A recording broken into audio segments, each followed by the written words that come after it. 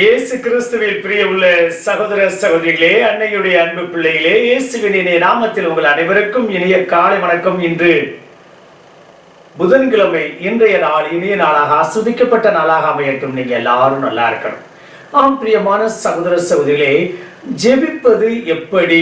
உள்ள அறைக்குள் சென்று கதவை பூட்டிக் கொண்டு மறைவாய் உள்ள உன் தந்தையை நோக்கி மன்றாடும் என்று ஆண்டவர் இந்த நாளுடைய நற்செய்தியில் கூறுகிறார்.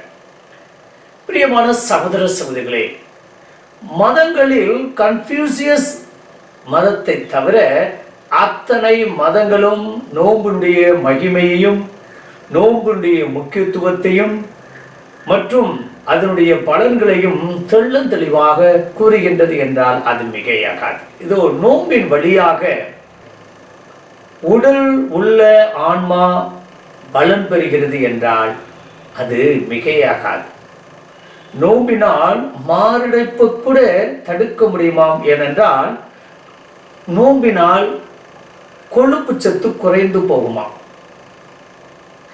இந்த நோன்பு இருப்பதால் நம்முடைய ஐம்புலன்களையும் அடக்கக்கூடிய வல்லமையும் அந்த உடல் தானாக பெற்றுவிடும் என்று கூறுகிறார்கள். நோம்பினால் செரிமான தன்மையை நாம் மாற்றிக்கொள்ள முடியும் என்று கூறுகிறார்கள். இன்றும் கூட பல நாட்டு வைத்தியங்களில் முதலில் வயிறை பட்டினி போட வேண்டும் அல்லது வயிற்றில் இருக்கக்கூடிய கழிவுகள் அத்தனையும் வெளியே ஏற்றிய பிறகுதான் மருந்து கொடுக்கின்றார்கள் என்றால் அது மிகையாகாது. எழுதப்பட்ட வார்த்தைகளை வாசிப்பதால் அல்லது ஒரு சில ஜெபங்களை கிளிப்பில்ல போல மனப்பாடம் பண்ணி ஒப்பிப்பதால் ஒருவருக்கு ஆன்மீகம் வளர்ந்து விட முடியாது. அது ஒரு சின்ன ஒரு உதவிதானே தவிர அப்படி எழுதப்பட்ட வார்த்தைகளை உச்சரிப்பதால் வேகமாக அல்லது தொடர்ந்து வாசிப்பதால் ஆன்மீகத்திற்கு அல்லது ஆன்மாவிற்கு உதவாது. உள்ளறைக்கு சென்று கதவை பூட்டிக் கொள்ள வேண்டும் என்று கூறுகிறார். அப்படிப்பட்ட அந்த மறைவாக உள்ள அந்த தந்தையை நோக்கி நம்முடைய ஜெபம் இருக்க வேண்டும். பிரியமான சகோதர சகோதரிகளே, இன்று ஜெபத்தை பல விதத்தில் பார்க்கின்றார்கள். அமைதியாக இருந்தால் கூட ஜெபம்தான், அல்லது எழுதப்பட்ட வார்த்தைகளை வாசிப்பதாலும் படிப்பதாலும் கூட அதுவும் ஜெபம்தான், அல்லது ஒரு சில வார்த்தைகளால் வெளியே கிறிஸ்மேட்டிக் என்று சொல்கின்றோமே அப்படி சத்தம் போட்டு ஜெபிப்பதும் ஜெபம்தான். ஒரு நிமிடம் 2 நிமிடம் இதோ இறைவனை நோக்கி ஏறெடுத்து பார்த்தாலும் ஜெபம்தான்.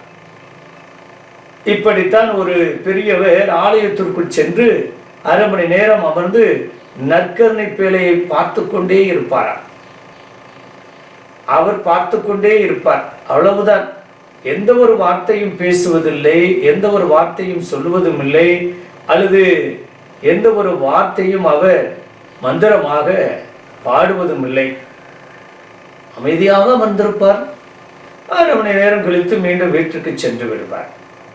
இதை கவனித்துக் கொண்டிருந்த அந்த பங்கில் இருந்த பங்கு தந்தை ஒரு முறை அந்த பெரியவரை அழைத்து கேட்டாராம், ஐயா, வாரீங்க போறீங்க, பைபிள் எடுத்து வாசிக்கிறதுல, ஒரு ஜெபம் சொல்றதில்ல, உங்களுடைய உதடுகள் கூட அசைவதில்லை, அப்படி என்னதாயா வேண்டீங்க என்று கேட்டதற்கு அந்த பெரியவர் கூறினாராம், நான் கடவுளை பார்க்கின்றேன், கடவுள் என்னை பார்க்கிறார்.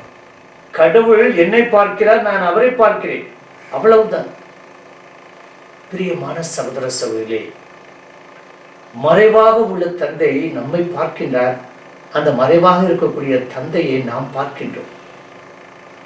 இந்த அருமையான இனிமையான நாளில் ஒருவருடைய ஜெபத்தை நாம் எப்படி கணிப்பது, எப்படி தீர்ப்பிடுவது?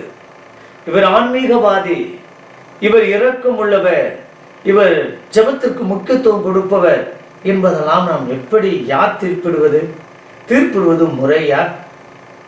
ஏனென்றால் அவரவருக்கு ஏற்றார் போல, அவரவருக்கு புரிந்து கொண்ட விதத்துல, அவரவருடைய பின்புலத்திற்கு ஏற்றார் போல ஜெபம் வேறுபடும்.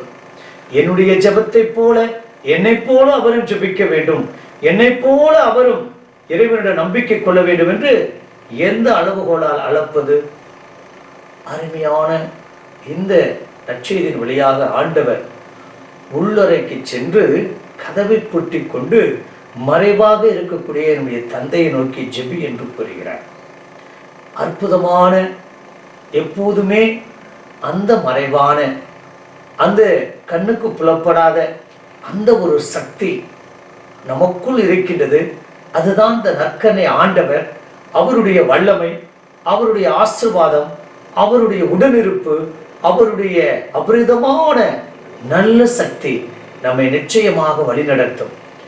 பிரியமான சகோதர சகோதரிகளே, ஒவ்வொருவரும் அவரவருக்கு ஏற்றார் போல அவர்களுடைய மொழியில ஜெபித்து கொண்டுதான் இருக்கின்றோம். ஆம், ஜெபிப்போமா? பரலோக தந்தை இறைவா, இதோ இன்று அருமையான விதத்தில் எங்களுக்கு விளக்கி கூறியிருக்கின்றேன். நோம்பினுடைய முக்கியத்துவத்தை, நோம்பினுடைய மகிமையை, நோம்பினுடைய அந்த ஒரு ஆசீர்வாதத்தை எங்களுக்கு கற்றுக் கொடுத்திருக்கிறேன். அப்பா, நாங்கள் நோன்பு இருப்பதால் எங்களுடைய உடல் மட்டுமல்ல, எங்களுடைய மனமும் ஆன்மாவும் சுத்திகரிக்கப்படுகிறது, தூய்மைப்படுத்தப்படுகிறது.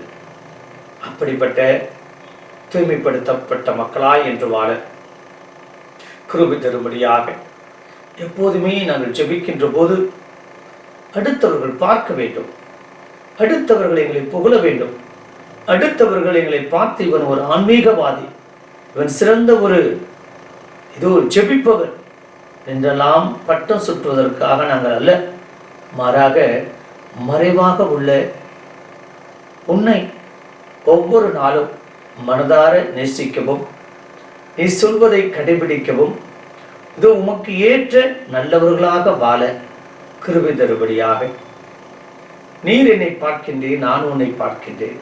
அவ்வளவுதான். அந்த சந்திப்பு தான் ஒரு தெய்வீக சந்திப்பு. அந்த சந்திப்புல என்னை முழுமையாய் ஆசீர்வதித்து உன்னுடைய பிரசனத்தோடு என்று வாழ கிருபை தரும்படி எங்கள் ஆண்டவராய் இயேசு கிறிஸ்துவின் நாமத்தில் ஜெபிக்கிறோம் நல்ல பிதாவே.